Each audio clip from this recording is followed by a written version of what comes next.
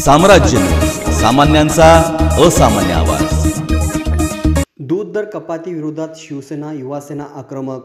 अन्यथा दुग्ध विकास मंत्र्याच्या गाडीवर शेतकरी मोरघास फेकतील, युवासेनेच्या रणजित बागल यांचा इशारा।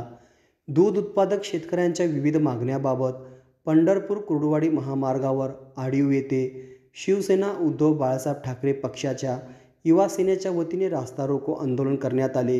यावेळी दूध उत्पादक शेतकऱ्यांच्या विविध मागण्याबाबत उपस्थित शेतकरी चांगलेच आक्रमक झाले।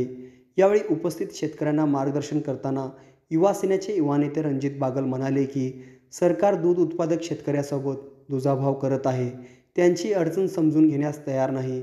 आज सरकार GR काढून देखील एकही दूध संघ सरकारचा आदेश पाळत नाही। सरकारमध्ये बसलेल्यामध्ये शेतकरी विरोधी दूध संघावर चाप बसण्याची धमक नाही का, असा सवाल यावेळी बागल यांनी विचारला। यावेळी प्रशासनाच्या वतीने पोलीस अधिकारी मुजावर यांनी निवेदन स्वीकारले। यावेळी शिवसेनेचे इंद्रजित गोरे, शिवसेना उपतालुका प्रमुख पंढरपूर विठ्ठलचे संचालक दिनकरदाजी चव्हाण, लंकेश काकासाहेब बुराडे, शेतकरी संघटनेचे सोमनाथ घोगरे, नागनाथ रितुंडे यांच्यासह दूध उत्पादक शेतकरी मोठ्या संख्येने उपस्थित होते।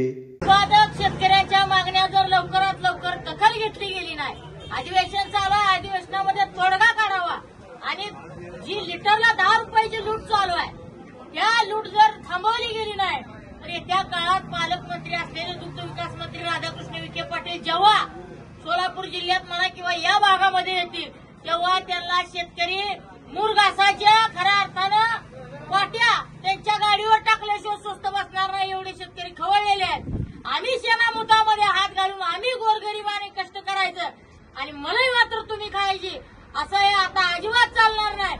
ज्या शेतकरी कष्टकरी दूध उत्पादकांनी आता निश्चय केलेला आहे, येत्या काळामध्ये जर आमच्या मागण्या मान्य नाही झाल्या तर या सरकारला आम्ही दूध उत्पादक शेतकऱ्याचा हिसका निश्चित दाखवल्याशिवाय राहणार